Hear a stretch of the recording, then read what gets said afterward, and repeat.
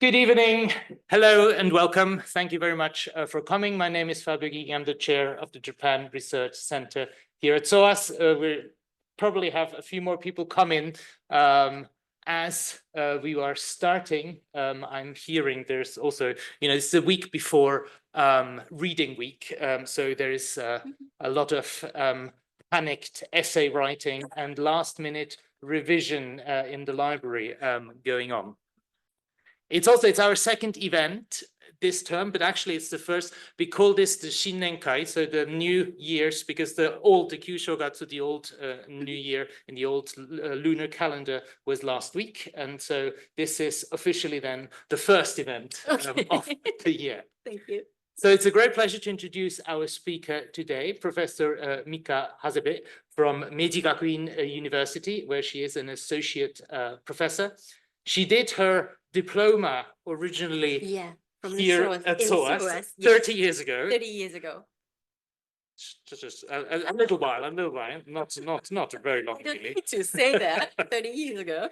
And then did an MA in Gender Analysis and Development from the University of East Anglia, also close by, and was finally awarded a PhD in Sociology from the Tokyo Metropolitan University. So her academic interests include gender and migration, but also the gender impact on integration process of immigrants and refugees, and the role that host societies' attitude towards immigrant plays in this context. She will talk about her research that she's been doing for quite a while, but also which she has been following up here during her time as a visiting scholar at the JSC in London. And her talk today is entitled, "Is Multicultural Coexistence Unfriendly to Refugees in Japan? A comparison between Vietnamese refugees in Japan and Vietnamese boat people in the UK." Please do come in. Thank you also for joining us online, and you can already feed your questions, should you have some, into the chat as we move along. Over to you now. Thank you very much. Thank you very much. Thank you for coming anyway today. And hello, I'm Mika Hasebe, and as Dr. or Professor Fabio introduced me, my name is Mika Hasebe, and I'm working as an associate professor in Meiji Gakuin University in Tokyo. Not really in Tokyo, but in Japan, and the Meiji Gakuin. And now I'm a visiting researcher here, and I've spending 4 years in London here, and to research. Not really researching, but I think I just visiting some ethnic community around London, and I'm just having fun here. And today I'm making a presentation titled, "Is Multicultural Coexistence Unfriendly to Refugees in Japan?" And you might be very surprised when you hear that Japan as a multicultural society, because as Japan has long recognized as a homogeneous society. And of course, it is very famous that there are some ultra-right-wing people in the United States praise Japan by name and saying Japan is a very nice country as really mono-ethnic culture. And actually, Japanese ourselves sometimes believe that Japan is a mono-ethnic culture or mono-ethnic society. But in reality, the situation is increasingly apart from mono-ethnic country. So I'd like to introduce broad situation of immigrants and refugees in Japan. Then I'd like to make some introduction for the broad immigrant situation. As of June 2024, there are 3,588,956 foreign residents in Japan. And with Japan's total population at 123,975,000 people as of July 2024. So that means foreign residents make up to approximately 2.9% of the population. This percentage has been steadily increasing right now, and it surpassed 2% in 2017, and meaning that there has been an increase of nearly 1 percentage point in the 7 years. the Japanese government agency strictly avoid using the term immigrants, so instead consistently referring to them as foreigners. So in reality, there are 900,000 permanent residents in Japan, and also 270,000 special permanent residents, most of whom are Korean descendant, have lived in Japan since before the World War. So combine these two, 1 million individuals can essentially be considered immigrants. However, the Japanese government do not officially recognize immigrants as a concept.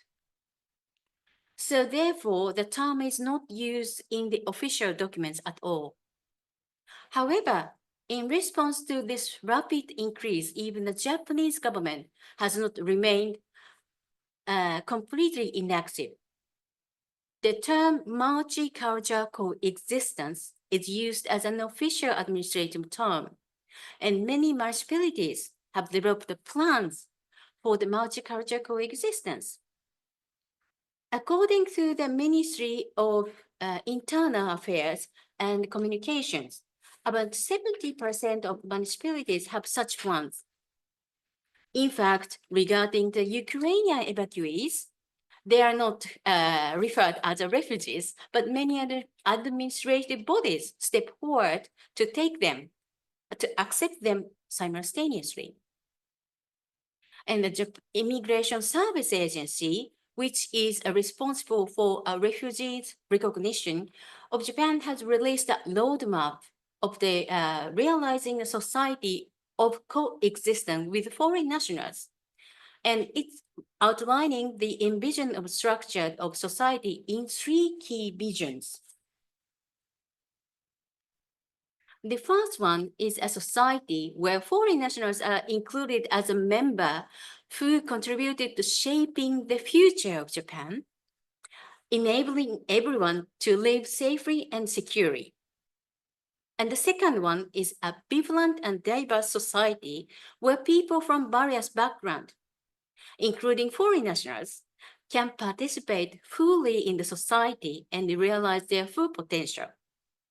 And the third one, as a society where everyone, including foreign nationals, respect the dignity and human rights of others, living free from discrimination and prejudice.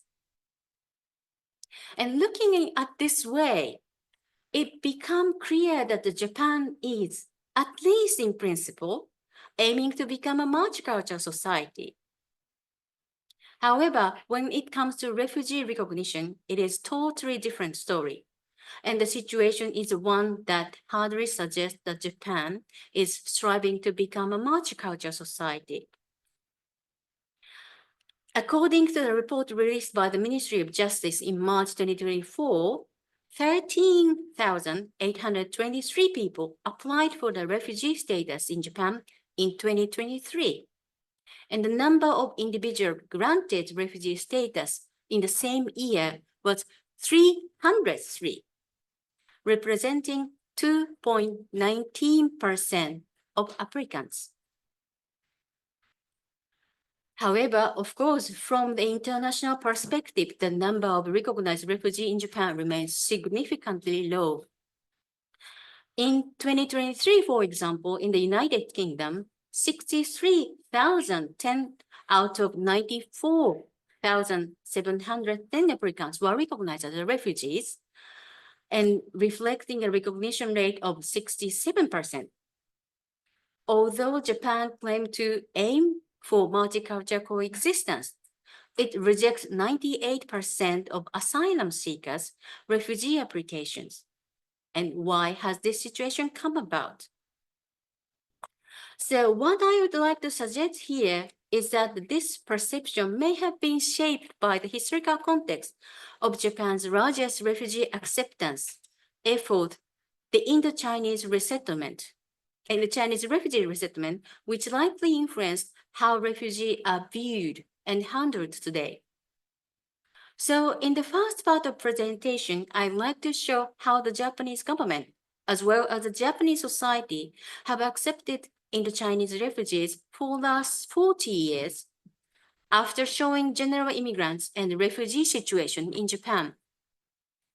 As the second part of the presentation, the acceptance of Indo-Chinese refugee in Japan, I would like make a comparison between the UK, both people acceptance and Japanese one. Okay, so let's move on to the part one. This is a historical trend of Japanese immigrants, and I'd like to show the graph.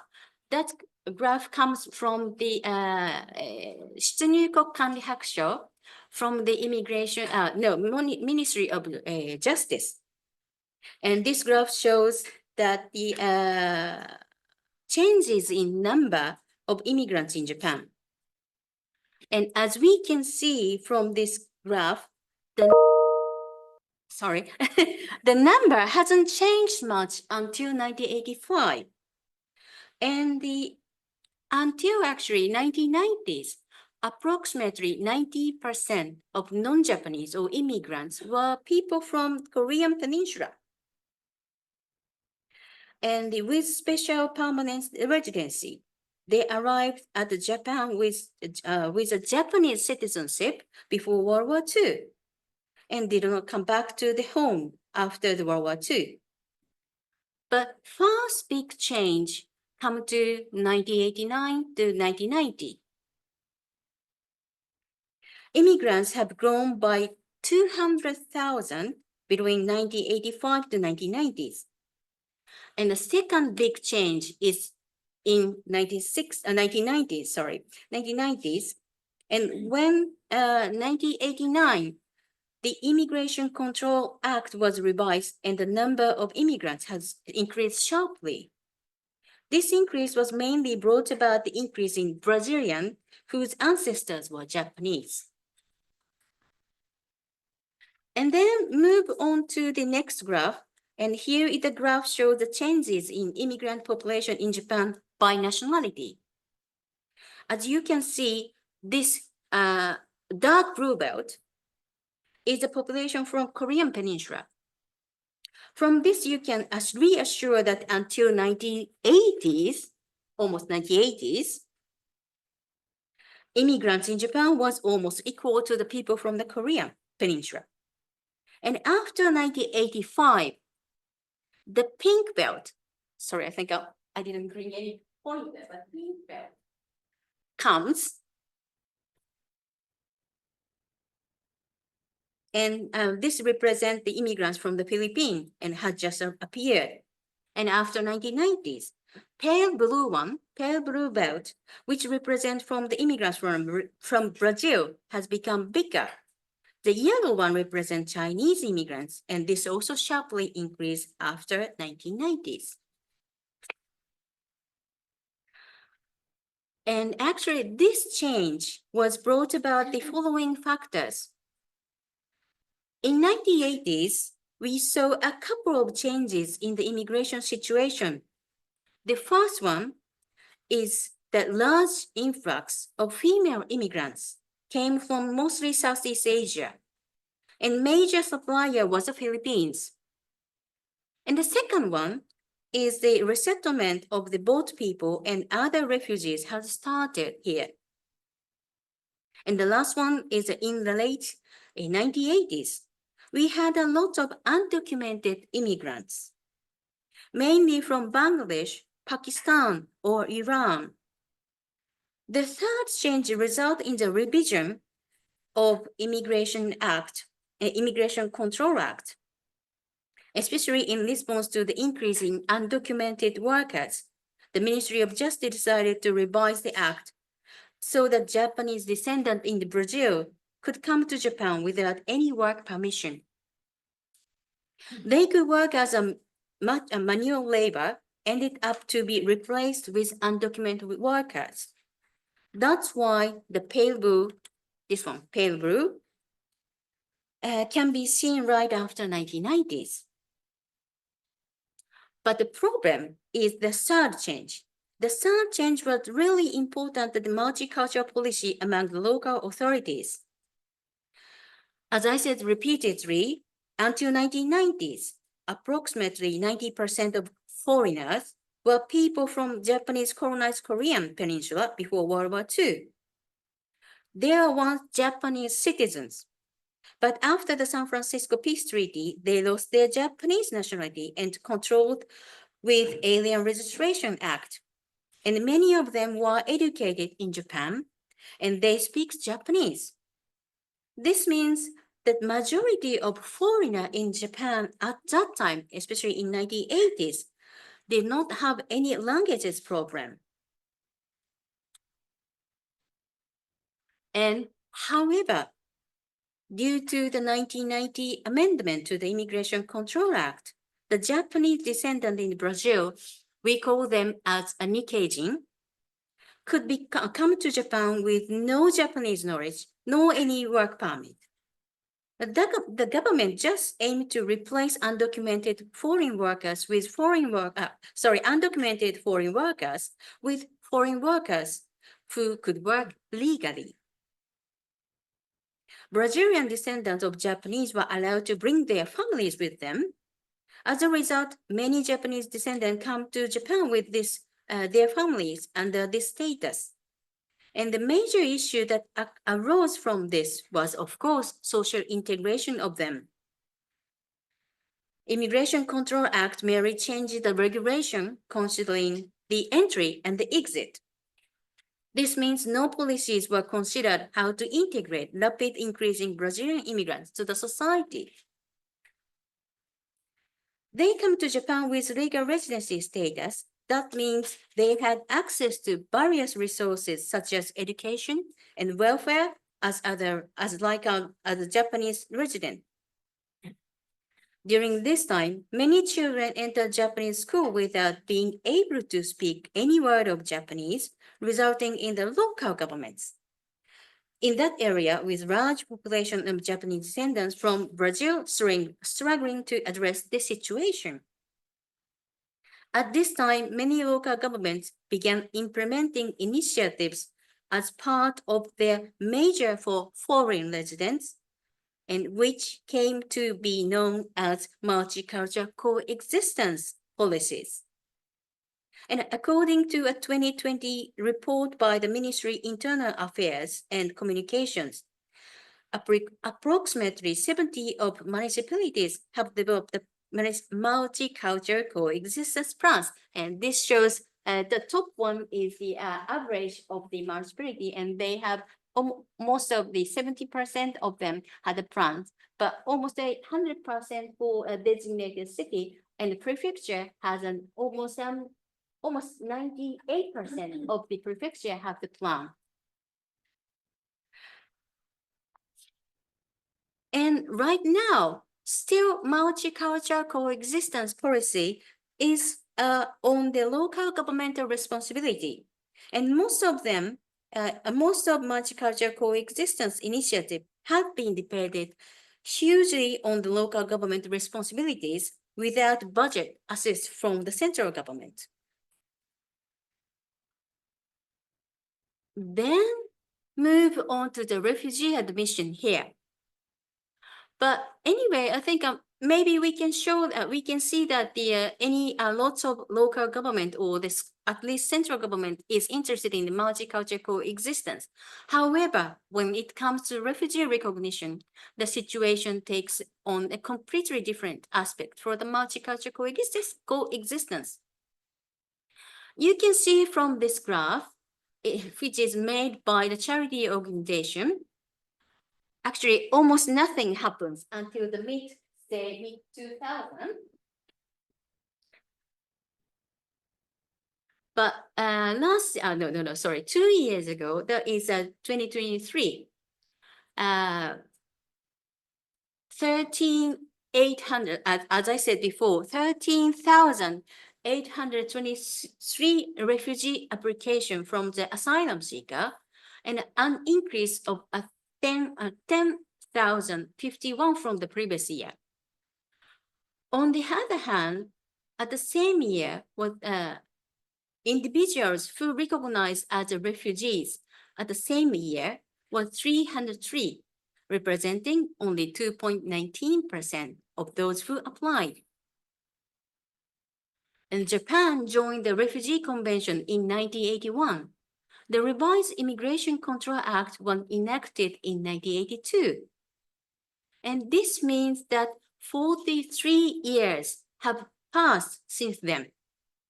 And in this 43 years, from 1982 to 2021, the total number of refugee applications was 91,664, and of which 1,117 were recognized as refugees. According to the Ministry of Foreign Affairs, almost 200 in 2022 and 303 in 2023. Therefore, over these 40 years, just over 1,600 people have been recognized as refugees. Sorry. And particularly a serious issue is the situation of individuals whose refugee application was denied, but wish to reapply. Nearly 98% of applicants are not recognized as a refugee for the first time. So naturally, these individuals will reapply, but at this point, they often lose their legal residency status and are treated as undocumented migrants.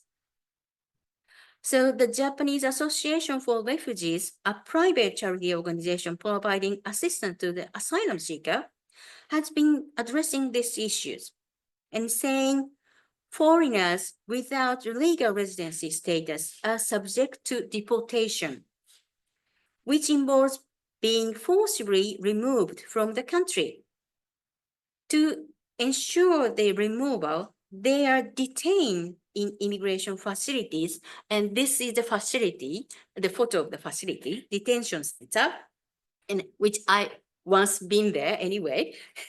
And even refugees without legal residency status can be subject to detention.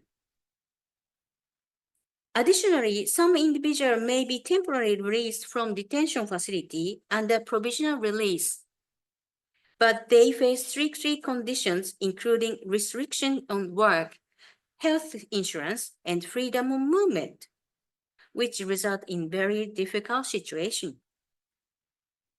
As can be understood from the fact that Immigration Service Agency is responsible for refugee recognition, refugee recognition seems to be viewed as an extension of the residency status review process, rather than providing refuge in Japan through humanitarian consideration. It also seems to be the same as a regular immigration screening process for ordinary foreigners.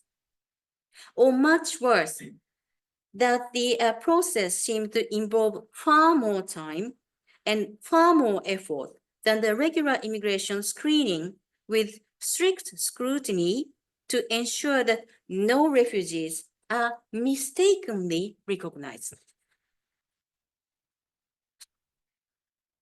But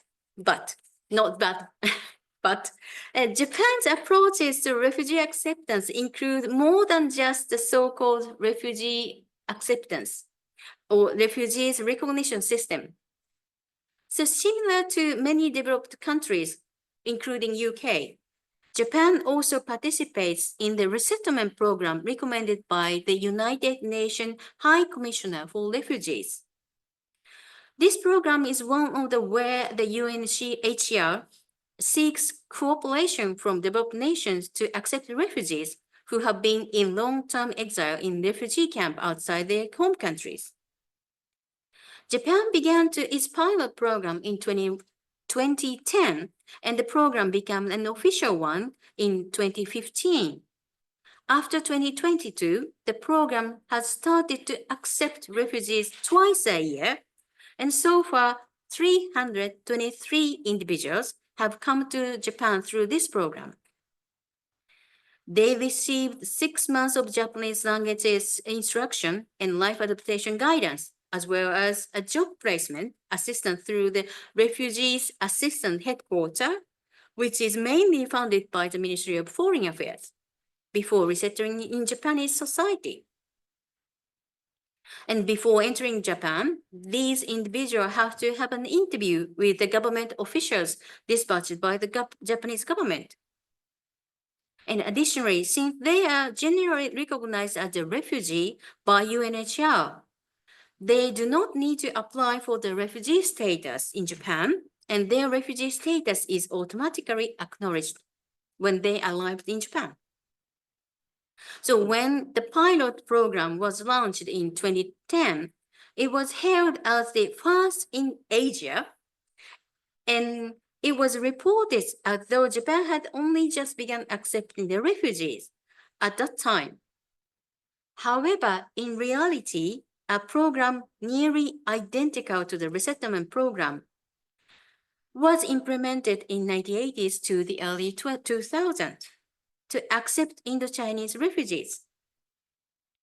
The Refugee Assistance Headquarters, which managed this resettlement program, was originally established to accept Indo-Chinese refugees during that period. Furthermore, the number of refugees accepted during that time was 11,319, which is overwhelmingly higher, about 10 times the number of convention refugees accepted over 40 years. It is quite normal to think that the system and practices established during that time had significant impact on Japan's refugee policy. Therefore, the following provides an overview of how the Indo-Chinese refugees were accepted. Okay, they move on to the Indo-Chinese refugee in Japan. The term Indo-Chinese refugees refer to those who fled their home countries of the former French Indochina, Vietnam, Laos, and Cambodia after establishment of communist regime following the end of Vietnam War in 1975, fearing persecution by the new governments or the civil war. They left countries in large numbers, creating a global humanitarian crisis. Under the 1951 Refugee Convention, member states are normally required to assess individual asylum claim to determine refugee status. However, the massive scale of the exodus prompted the United Nations to issue a special resolution at the UN General Assembly in December 1979, calling for exceptional measures to address the crisis. And the resolution urges the United Nations High Commissioner, UNHCR, to protect these individuals and refer to them collectively as Indo-Chinese displaced persons. As a result, evacuees from these three countries were allowed to resettle in third countries without undergoing the strict evaluation normally required for the refugee status. And of course, because Vietnam is much closer to the Japan, this global refugee crisis eventually extended its reach to Japan, a country that had virtually no significant presence of foreigners at that time. It was a monumental event often referred to as Japan's second opening the country. People who fled Vietnam by boat, known as the boat people, began arriving in Japan. First boat people arrived at Japan in May 1975, just a month after a fall of Saigon. Although they were ultimately transferred to the United States without setting foot on the Japanese soil, their arrival marked the beginning of a wave of boats rescuing people at sea. Their arrival marked the beginning of the sea and bringing them to Japan. And in 1975, 126 people arrived in Japan, followed by 247 in 1976 and 833 in 1977. From 1979 to 1982, over 1,000 people arrived in Japan by boat each year. At that time, Japan had no legal framework to allow such individuals seeking help to resettle or even to land on Japanese soil. As a result, the default response was to turn them away. However, under the request from the UNHCR, Japan began granting landing permission to those classified as a shipwreck in 1975, but with conditionality, which the Japanese government imposed to UNHCR. Japanese government allowed them to land the refugee if the UNHCR arranged appropriate accommodation. When blamed nationally and internationally, in April 1978, a cabinet agreement allowed those who had landed in Japan by boat and whose stay had become prolonged to resettle in this country. Subsequently, in 1979, cabinet approval were granted for several measures, including allowing not only Vietnamese boat people, but also refugees from Laos and Cambodia who were staying in refugee camp in Thailand to resettle in Japan. Additionally, the cabinet approved acceptance of ordinary departure program, a scheme that allowed both people to reunite with the family members that had left behind in their home countries. And this is the photo of the reception center, actually. Between 1978 to 2005, 11,319 people were admitted to resettle in Japan, and 3/4 of them were from Vietnam, and other quarter were almost equally divided with Laotian and Cambodian. For those wishing to settle, the cabinet decided to provide Japanese language tuition, the guidance on the adapting to life in Japan, and assistance in securing employment. In order to support these efforts in the Chinese refugees resettlement center, this is a photo of them, were established in Himeji City, Hyogo Prefecture, in west part of Japan in 1979, and in Yamato City, Kanagawa Prefecture, it's just next to Tokyo in 1980s. But, again, I think I would like to say that about the unique experience that Japan has. And since 1980s, the resettlement program had been gradually developed.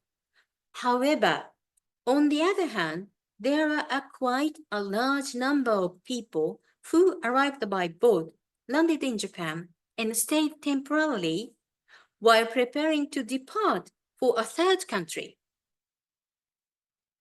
Despite the fact that there is an opportunity for them to resettle was already open to them at the time, the number of those wishing to resettle was overwhelmingly small. Between 1979 and 1983, the number of people landing exceeded 1,000 each year. However, during the same period, those who wished to resettle were just two people in 1979 and 50 in 1980s. So this was less than 1/10 of the number of arrivals by boat. This trend continued almost throughout 20 years of the boat people influx, apart from 1984, 1985, 1987, and 1988. The number of people wishing to resettle never exceeded the number of those who wished to depart. So this situation was quite unique to Japan because normally the people want to resettle in any country like US or the UK, whatever. So that is quite unique situation to Japan. And so for the Immigration Service Agency, which had dealt with the boat people at the time, the image of refugee could be the one who don't want to resettle in Japan. And another big serious problem for Japan is the one in fake refugee event. And what was bad happened in 1989, there was a fake refugee incident. In the year, number of boat arrivals sharply increased, 38 boat arrivals and 3,498 people landing in 1989, compared to 9 boat arrivals and 219 landings in 1988. The problem arose when the Immigration Service Agency found that many of the boat people who had drifted ashore by boat were Chinese speakers and didn't know any word of Vietnamese. And they seemed to seek employment rather than genuine refugees. Due to this fake refugees incident, and this incident which killed 2 officers from overwork in the Immigration Service Agency, the tolerant policy towards the boat people reconsidered and a screening process was introduced. So due to these 2 unique experiences that Japan has, one is that not so many people to resettle in Japan, and the other is the refugee try to abusing system. I'd like to argue that this kind of situation might have made the Immigration Service Agency be reluctant and skeptical to the refugees, because always Japanese Immigration Service Agency saying that there is a fake refugees. So that kind of incident should definitely have a kind of impact on the attitude towards immigration agency. Okay, then I'd like to move on to part 2 about the resettlement on boat people in Britain and also a comparison. A resettlement of Vietnamese boat people in Britain. And actually, in fact, I myself had no idea that UK had accepted the Vietnamese boat people until I decided to take a sabbatical in the UK in 2023 and start researching the Vietnamese refugees in the UK. I understood that the United States as a major party in the Vietnam War and accepted overwhelmingly a number of Vietnamese, or France maybe, the former Korean power. And I also knew the country like Australia or Canada or the Scandinavian nation took in refugees. However, I had no idea that UK also had accepted the boat people. I didn't know that. Although I have been studying this theme for long years. So maybe just as many Western researchers are aware that the Japan accepted the boat people, vice versa. So there are several similarities between the UK approaches to accepting the boat people and one in Japan. So in particular, there are commonalities in motivation behind the acceptance and the training programs that were carried out during the acceptance process of resettlement. Therefore, in the following, I'd like to compare the UK's and Japan's acceptance of the boat people. Before that, I'd like to provide a brief overview of the UK acceptance of the boat people. According to the Dalglish, after the fall of Saigon, Vietnamese people who had any ties or connection with the UK allowed to enter the country, and this number was 300. After accepting 116 refugees along with the UNHCR plea, in the 1978, the UK agreed to resettle all refugees picked by the UK registered ship, if no other country agreed to do so in 90 days. And also in 1979, UK agreed to accept another 1,500 refugees and 1,000 from Hong Kong and 500 from Malaysia and Thailand, as well as 1,400 who were rescued by British ships. As already 13,000 refugees were rescued by 2 UK boats. And in the same year, Britain agreed to accept another a quota of 10,000 in 1979 under the condition of Geneva Conference. And in addition to this quota, the UK also agreed to operate family reunion scheme, and according to the Wilkins, over 22,000 Vietnamese were resettled in the UK during 1975 to 1988. So this is a brief history of acceptance of the both people. So I'd like to compare the, something in Japan and UK. Especially in making this comparison, I will take into account American sociologists' argument that the attitude of the host society plays a crucial role in the social integration of immigrants. With this in mind, I will compare Japan and United Kingdom's acceptance of Vietnamese people, Vietnamese refugees focusing on their political and employment situation at the time, as well as the public perception of immigrants. But before that, a bit nice photos. Here, you can see the photo from East London and in Kingsland Road, and which has long been home for its famous Vietnamese diners.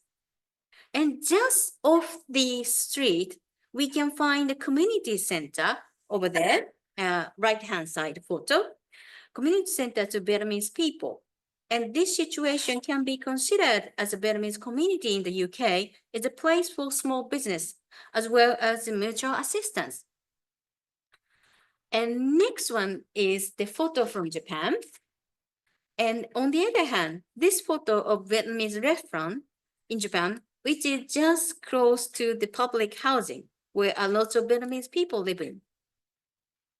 And I think if you find that the photo of the right-hand side one, I think there is a sign saying "Do not enter by motorbike," written in I think Cambodians and Vietnamese and Chinese and Spanish and English, of course. So you can see from this photo, it is often said in Japan, if there are some information translated to multiple languages, the information is always something to ban. So I just want to show this kind of, the symbolic image of Japanese multi-language situation. It's always like that, ban something, ban something. Okay. But anyway, okay, nice photo is just ended here. And I'd like to show about the similarity. Firstly, I'd like to show the similarity political situation or ambition which both the UK and Japan had at the time of refugee acceptance in 1980s. And of course, we know that the period was in the Cold War era. The reason for deciding to accept them for both both UK and Japan needed a voice on the international stage during the Cold War era. The West's reaction to refugee crisis in this period might be understood as one of fiscal generosity, but it was generosity which played out within a Cold War where broad geopolitical situation took precedent over the absolute human needs. This is the Becky Taylor pointed out. And as for UK, Thatcher administration was strongly opposed to accepting refugees at that time. But when she realized it was difficult to refuse, as the UK ship rescued the boat people, she used it as a leverage in international political negotiation. Using the fact that Hong Kong was British territory, Thatcher argued that accepting refugees in Hong Kong was a substitute for and a contribution to the UK refugee intake. She also demanded that an international conference on refugees issue be completed, and actually it is result in the Geneva Convention and in its exchanges for Hong Kong accepting the refugees. Japan, on the other hand, in late 70s, Japan became a member of Global Rich Nations Club and sought to elevate its international standing, especially the first ever G7 summit in Tokyo was scheduled for 1979. Additionally, during the Japan-US summit that same year, Japan aimed to showcase its achievement. As a part of this effort in 1978, the Japanese cabinet approved the resettlement of the boat people. So both UK and Japan, driven by political reason and much more interested in being a global player. And I also pointed at the similarity in the major immigrants at the time was from ex-colonies and no such ties with Vietnam. In the UK, even before the domestic laws of refugee were enacted, the United Kingdom have accepted quite a few people considered to be in refugee situation, such as 2,000 Hungarians following the Soviet invasion of Hungary and 3,000 Czechs during the Prague Spring. However, the largest number of people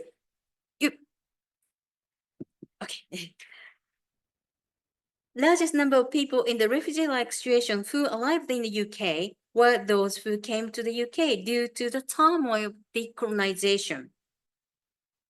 In particular, South Asian immigrants who had been living in Kenya and Uganda came to the UK as citizens, holding British passports. Although they migrated to escape conflict, they were not regarded as a refugee, but rather as migrants from the colonies. And the same situation in Japan, post-war migration of foreigners to Japan largely consists of movement from former colonies, especially during the Jeju uprising 1948. Under the South Korean government, many residents of Jeju Island who had relatives in Japan fled to the country. However, they were not recognized as a refugee, of course. Instead, their arrival was categorized as illegal migrants of Chinese Koreans. And both the UK and Japan, before accepting in the Chinese refugee, primarily they accepted refugees from their former colonies and had little experience beyond that. And there are, of course, not so many immigrants from Vietnam in the UK and nor Japan. And they did not have any colonial ties with Vietnam, nor any intervention with Vietnam War. So this kind of ties with Vietnam also quite similar. And this situation also deeply related to the recognition of immigrants in the society in 1970s, both in the UK and Japan. In 1940s, 50s, those who came from the colonies in the UK were not required visa. And when they came to the UK, they were given the right to reside in the UK.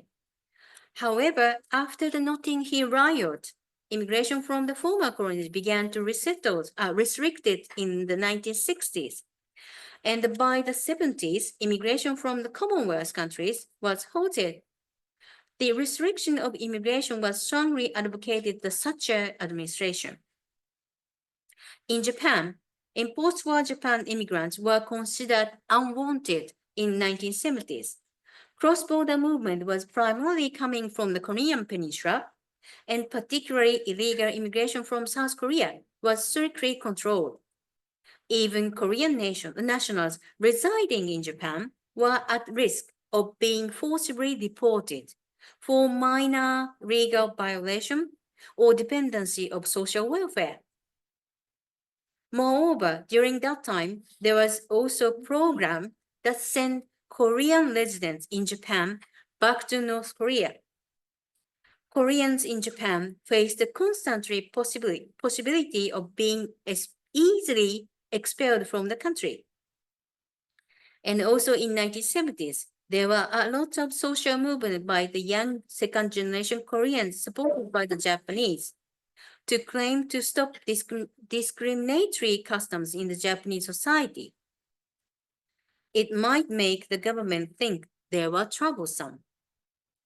So both in the UK and Japan, the situation, of course, totally different. However, from the 1970s to the 1980s, social sentiment towards immigrants was far from positive in both countries. And under such circumstances, the refugee who resettled in the society in both countries they had experience of discrimination or racism. And of course, these kind of experience might delay the process of integration.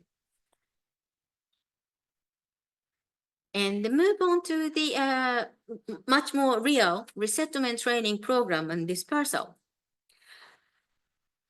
And actually, as for the training program, we had a lot in common.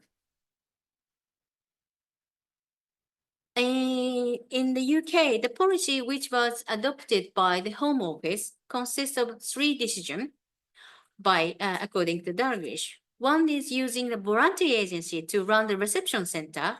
2 is resources available from the government was only limited to the reception stage.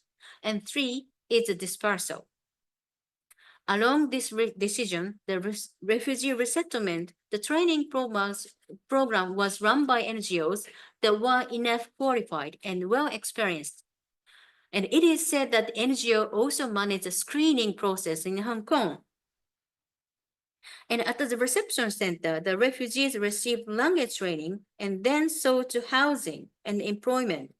Furthermore, support for social welfare and mental health was also provided by these organizations. In Japan, it's also quite similar, have a scheme for training program. And the training program initially consists of 3 months of Japanese language training, providing guidance on the daily life in Japan, which initially provided by the volunteer who had given childcare in the reception center with their goodwill, and later program was expanded to the total 6 months. And the budget covered Japanese language instructions, accommodation, but that is provided in the center, and individual allowance. However, there was no social support after leaving the center. Many refugees were employed by companies that provided dormitory for their staff.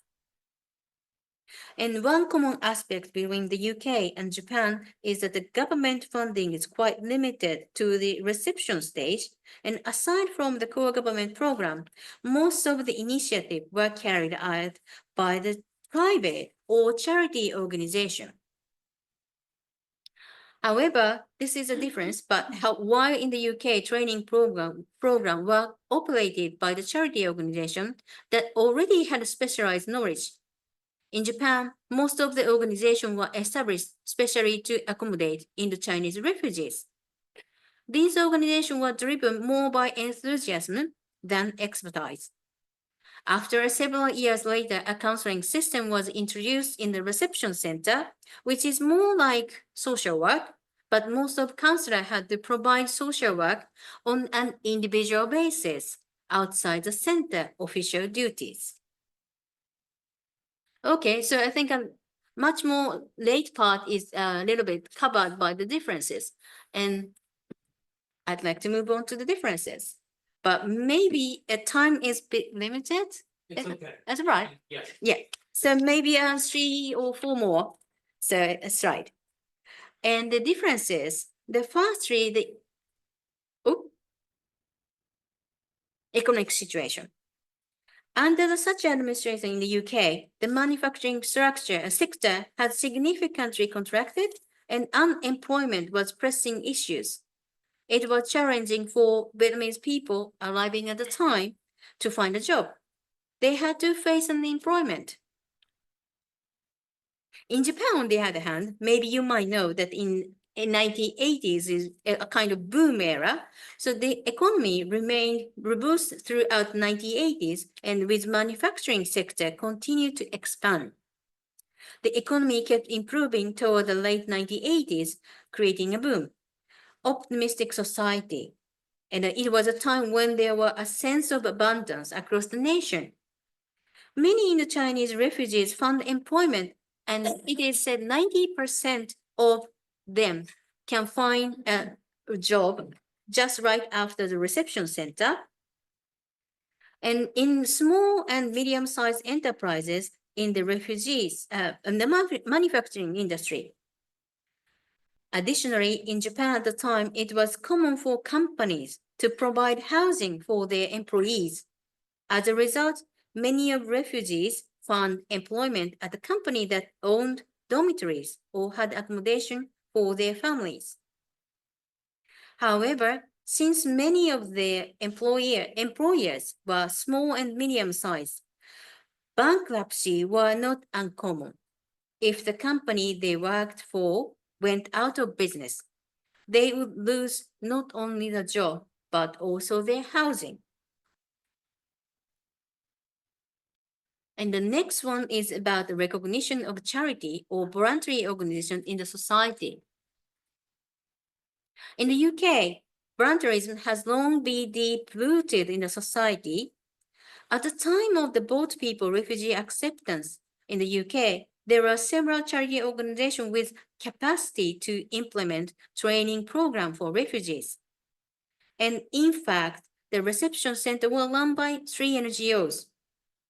And when the refugees started to resettle in the local community, there were also several communities voluntary organizations which offered care or social work for the refugees. Numerous volunteer initiatives were carried out, and these became essential for the acceptance of refugees. On the other hand, in Japan, volunteer was a relatively new idea at the time, or volunteer was considered to be related with social welfare, which was not viewed as a mainstream of social movement. And social movement at that time means being critical towards the existence policies and aiming to social improvement. And volunteers were not viewed as the one participating in the social movement. In addition, volunteers were not recognized as a professional and were mocked as something that only women or children would do. So these differences in recognition of the charity organization in the UK and Japan, I would argue that especially in Japan, it casts a shadow on the current approaches to immigrant integration. In Japan, often bearer for the multicultural coexistence were these volunteers, and the bearers themselves had long been marginalized in the society. In Japan, immigrants often first encounter Japanese people through this kind of charity organization, unless they come as a businessman or international student. So since the 1980s, these charity organizations have supported not only in the Chinese refugees, but also many other immigrants. Successful social integration of immigrants heavily depended on whom they can meet in the host society. However, the charity organizations that have continuously produced such people have not been highly recognized, and even when recognized, they were often seen merely as a group of volunteers doing good deed for free. As a result, unlike in the UK, they were not recognized as the professionals who can operate refugee training facilities with government funding. Although this perception has somewhat improved right now, it remains deeply rooted in the Japanese society. And finally, last part. And finally, I'd like to talk about assimilation or multiculturalism.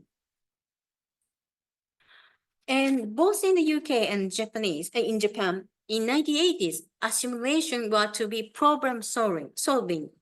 In the UK, at the beginning of the resettlement process, it was believed that the issue would be resolved through assimilation.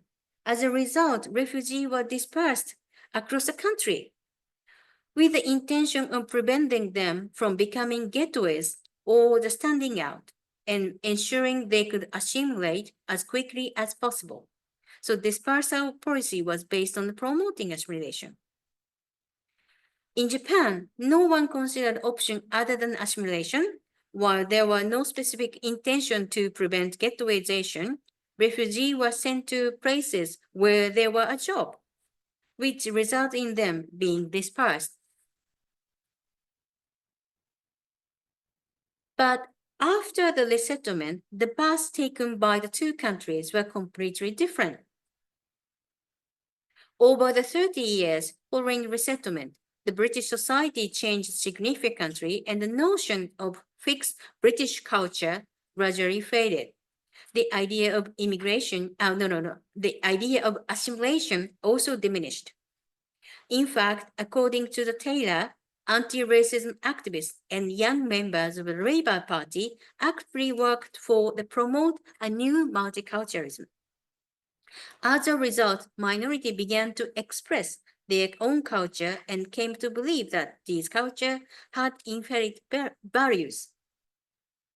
And what distinguishes Japan from the UK is that even after 40 years since the resettlement, emphasis is still placed on assimilation and acquisition of Japanese languages. While the concept of multicultural coexistence is promoted and there is a progress in the consumption of minority culture, the issue of systematically accepting immigrants through policy remains absent from the parliamentary discussion. Immigrants' issues are difficult to discuss as still conservative values are dominant in the Japanese society as well as the political arena. There are no consensus among the Japanese along Japan is de facto country of immigrants. And to sum up, is multicultural coexistence unfriendly to refugees in Japan? I answer yes. Although the authority trying to the multicultural, in reality, the refugee or asylum seeker are not within the scope of the multicultural coexistence plan. So if Japan society wants to create a more inclusive and multicultural coexistence society, as the roadmap of the Immigration Service Agency shows, that is also friendly to refugees, it must respect human rights and consider ways to coexistence that are not solely led by the local government, who had been tackling the issue within their budget. It is also the central government has to have their own initiative and budget to be delivered to the local government, and also take into the charity organization opinions into account. Thank you. That is the end of my story. Thank you very much for listening. Thank you very much for a fantastic presentation. Especially enjoyed the data visualization. That was very, very interesting and gave a very sort of clear sense of how the numbers changed and how radical the change also is. Thank you. And I just wanted to start us off with with a question about the numbers. If you can we go back to there's 1 year, 2017. Yeah. There is a sudden spike, twice Sorry. the numbers of applications. Oh, no, And I no, thought, no. trying to remember what kind of event. Oh, that's. Where is this? Probably This is it. Austria. This is it. Oh, sorry. Yes. Yeah. Oh, sorry. How can yes. how can do it? I Sorry, wonder. I'm sorry. No, not at all. Let's see. I think possibly. Yes. Okay. Yes. Okay. So here in 2000, it's literally twice the amount. Is there? Yeah, 27. Yes. Yeah. What was that? It's quite an unusual spike. Yeah, it's a quite it's contradictory story, because I think maybe there is a kind of difficulties for it's different from the refugees actually, but I think some of them have you ever had internship things? The internship programs. Yeah, internship program. Right. I think around that period, I think so many people try to escape from the internship program because they are battery, Oh, okay. a battery, employed. So I think they try to apply for the refugees, as well as I think maybe in 2015, the Syrian people come to Japan as well. Okay. So I think it's kind of a mixture, combination between a kind of internship things and real refugee things come together in very high number of And so did almost the, doubled, right? if I remember correctly, so the internship program was mostly for Vietnamese and Yes, Indonesian students, exactly. right? Yeah, yeah. So they were refugees from from the program. Yeah, yeah, yeah. I mean, not only application. Right. So of course they are denied. Yes. Yeah. Okay. Thank you. Yeah, I think that's really interesting. Yeah. Quite Because I think normally I think the immigrants program as well as the refugees program correlated each other. So if something happened in the battery in immigration program like intensive, of course they are affected, the refugee recognition or refugee application as well. right. So not only, I think international refugee crisis, but I think it's happening inside Japan. Right. Thank you very much. Yes, please, sorry, let me just quickly stop screen sharing so they Yeah. can see. Here we go. Thank you. Yes, please. Say the last year, Yeah. but in 14,000 applications, Yeah. and only 300 Yeah. grants. Yeah. For admissions. Yeah. What do you have to, what kind of circumstances do you have to be in to be given refugee status? I know that's It's quite pretty horrible. Yeah, yeah, I agree. It's horrible. I think it's quite difficult actually. I sometimes heard that there say 600 pages for proving they are, the refugee should be needed to be recognized as a refugee. So normally people cannot do it. Yeah. No, of course no. Yeah. Yeah. It's crazy, isn't it?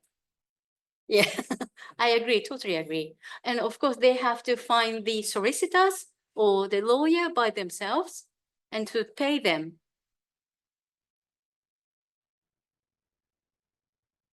I'm sorry. Right. That is It's not my fault, but I'm sorry. yes. Hi, thank you. Yeah, no, it's over. Just wanted to know the percentage, so that's the number Mhm. of refugees. Yeah. right? So I wanted to know the percentage Mhm. of refugees Mhm. accepted in Japan Mhm. and also maybe compare it Mhm. with other countries because percentage should be different from Mhm. numbers. Yeah, That sure, makes sense. sure. I think I said that in Is that- 2023, It's it's quite small, right? Like yeah, 2.19, so almost a 2%. yeah, Yeah, but So- in the UK, I think a 67% or something. 67. Yeah, and German, and still, I think in France is quite strict to accept the refugee or recognize refugee. It's about 30%, still 30%, or are admitted as refugees. So can I ask you another one? Yeah, sure. So when the war with, I don't want to say war. but Ukraine? Conflict between, yes. Yeah, Ukraine and Russia. Russia. Yeah. The Prime Minister Kishida, Yeah. he accepted Yes. evacuees. Evacuees, That exactly. is not included in this. No, of course, no. I think it's a kind of similar, no, I think different schemes actually for the Ukrainian evacuees. And is the Japanese government still accepting evacuees or I think so, is but it just Ukraine's only? on the Ukraine, but I think as for Afghans, I think the number is here in 2023, the number is sharply increased because of the Afghans. The Japanese government accept about 100 Afghans as refugees, so it's quite a jump. Because 2022, the percentage is about 1% or something, but still, go up to 2% because of the Afghan refugees. Right. So if evacuees and refugees are immediately thought of as a different category Yeah, entirely, and Yeah. they're treated legally also as a different yeah, category. yeah. Okay, It's that's crazy, quite isn't it? interesting. Yes. So that's Yes. That number, 2023. Mhm. 1400. 14,000. yeah. About how often which countries people are recognized as refugee or asylum seeker? Exactly. Could you wait for a moment, please? I think I have a different slide, but I just get rid of the total number. Oh, sorry. I think I will. Oh no, oh no, no. Sorry. And sorry, could you wait for me? I think I'm like a Syrian or Afghans, and I think a Myanmar, of course. Myanmar. And but normally in Japanese refugees recognition system, almost all refugees from Myanmar were recognized actually before the Afghan people. So I think normally most of them are from Myanmar, but I think for the application, I think so many people like Iran, or I think and Nepal as well, and I'm not sure about other one, and Syria, of course, and Myanmar and Afghanistan and Sudan, or some countries from Africa countries, and China as well. And I think last year, China, I mean, the people from China also recognized as refugees, I suppose.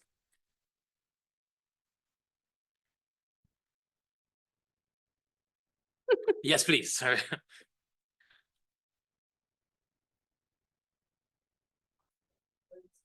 Yeah. So is being a refugee being recognised Mhm.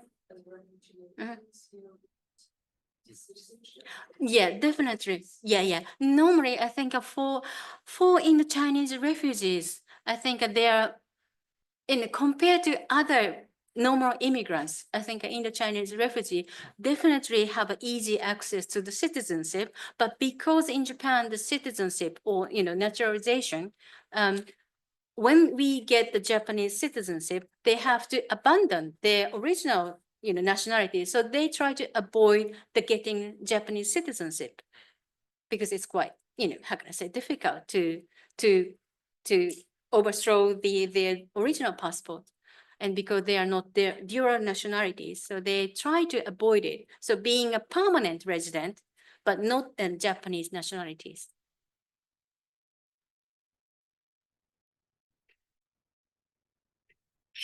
Yes, please.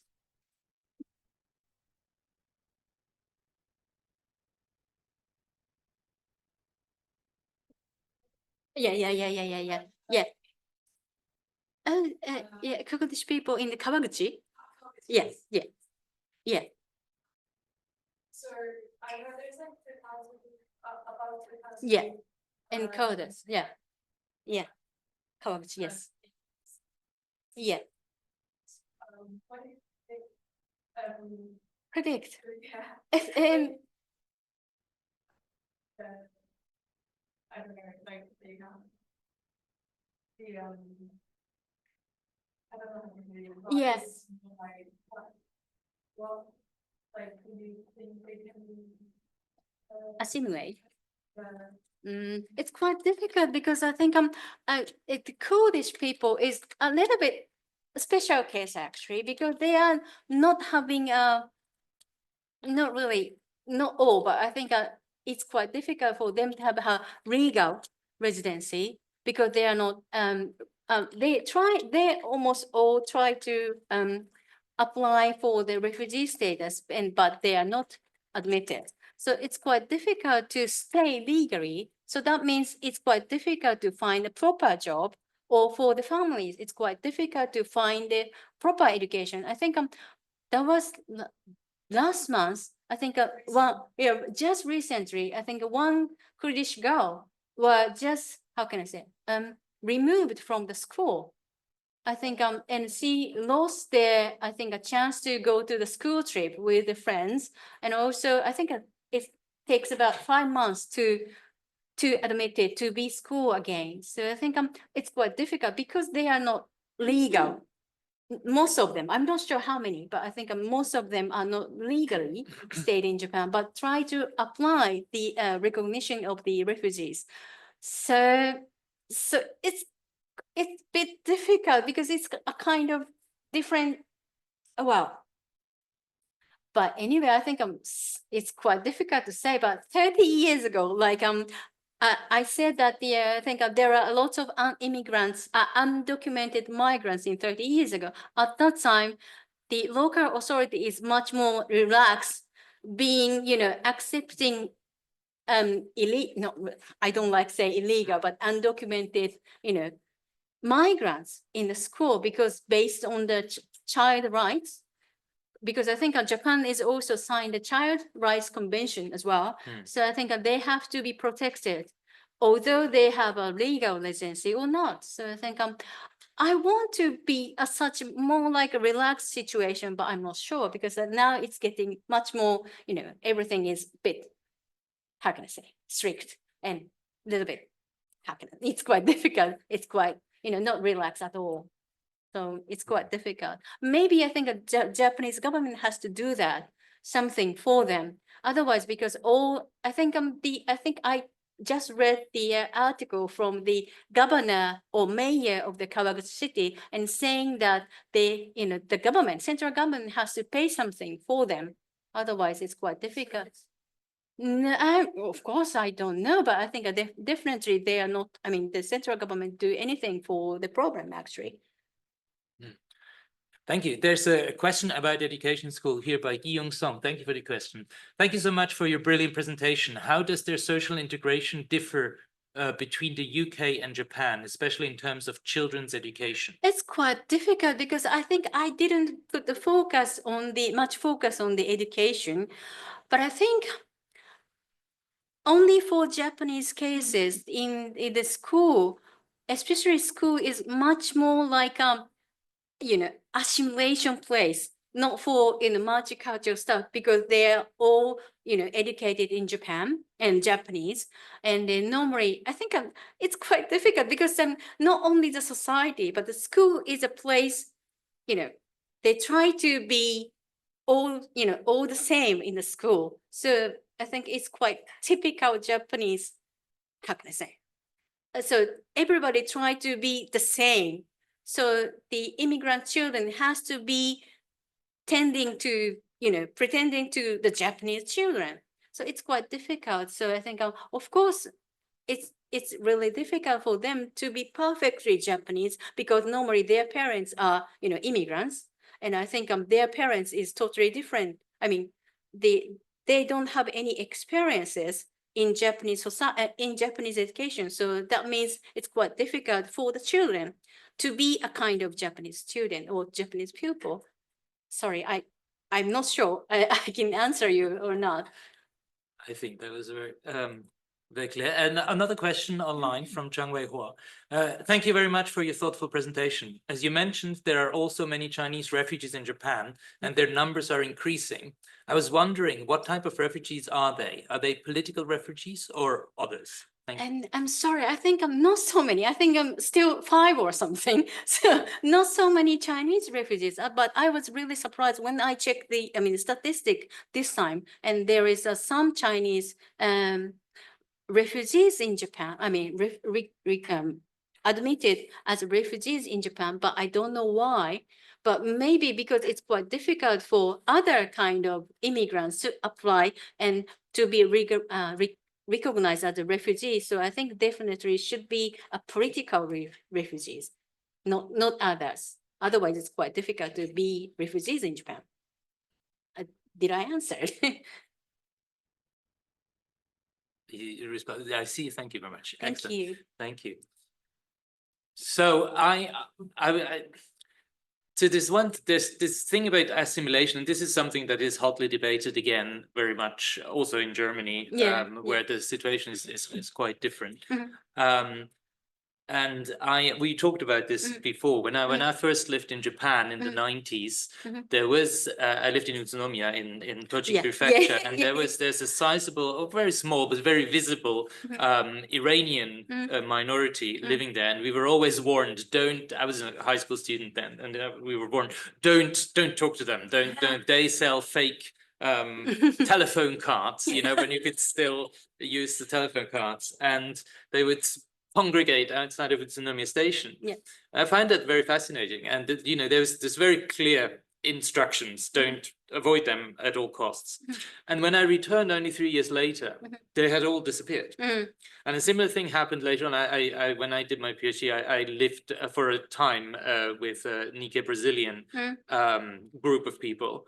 And a similar thing happened. So we used to go out, we lived together, and then 2 years later, when I returned, disappeared. they all disappeared because the government had given them quite well for Brazilian standards a sort of a loan, but they had to give up their right to return.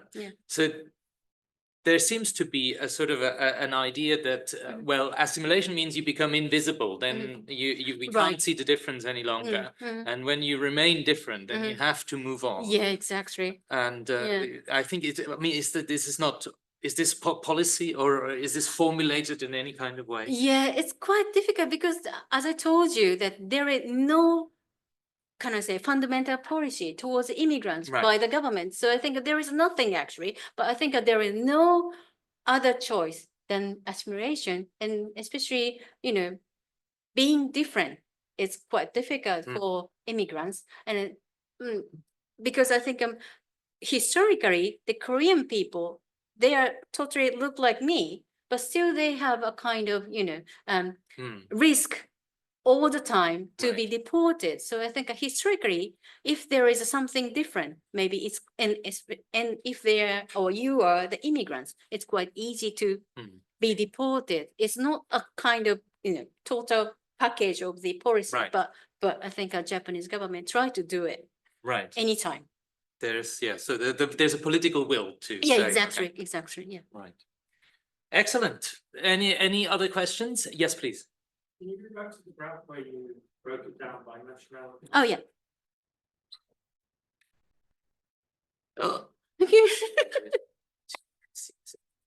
Sorry, I'm not good at doing this. Yeah, correct, isn't it? And yeah.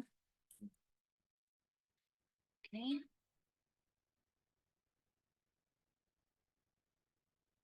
How can I change it? Sorry. Ah. Ita? Did Ita? Ikana. I'm sorry about that. 1 second. 1 second. What is it? Oh, okay. Yeah. Hey. No, next one, right? Next, right? This one, right? Okay, so there are quite a lot of people from the Philippines. Yeah. I'm wondering if you have a breakdown by gender. Were a lot of women? And I'm guessing that the Iranians were mainly men. Yeah. Is it a coincidence that the policymakers in Japan are mainly men? No, of course not. Of course not. Especially for, I'm not sure about the Iran or the Bangladesh, because they are normally come as a tourist and just stay and to find a job. But as for Filipino people, it's a kind of strict policy to how can I say, Filipino people come to work as an entertainer in the Filipino pub in Japan. So many people coming as an entertainer in Japan and working as a Philippine pub. And this is I think it's quite unique. Maybe the policy is not so strict, or sometimes even, how can I say, easing for Filipino people to come to Japan. So sometimes requirement is just release, how can I say, get easing, because sometimes the entertainer should be over 23, and then 5 years later, the age should be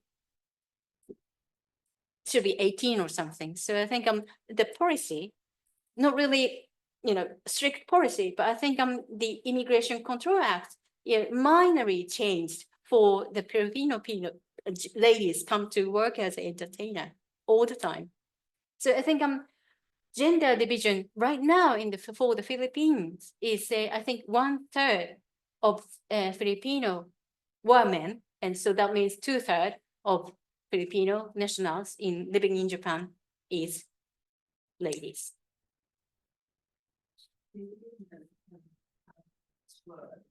Yes, because of the in Japan, this old people homes, like the good places, more and more parents are foreigners. I thought there were many, you know, parents. Yeah, I think, yeah, the actually carer is much more new things because an entertainer comes in 1980s or maybe before that. But the carer is admitted, say, 2010 or something. So I think, and especially not for, say, 600 people a year allowed to come as a carer from the Philippines. So I think now the population from the Philippines is about 270,000 people living in Japan. So I think Kara is much more smaller population among the Philippines. So I think they come as an entertainer and married to Japanese man and then stayed here in Japan. That's it, you know, I think a majority of the Filipina is like that. And actually, I think it's quite funny case. I think lots of Filipina wives try to find the job in care industry right now. Because I think I met the lady who's saying, I'm doing a caring, you know, my in-laws, so I can do work in the carer industry. So it's a kind of how can I say, correlations?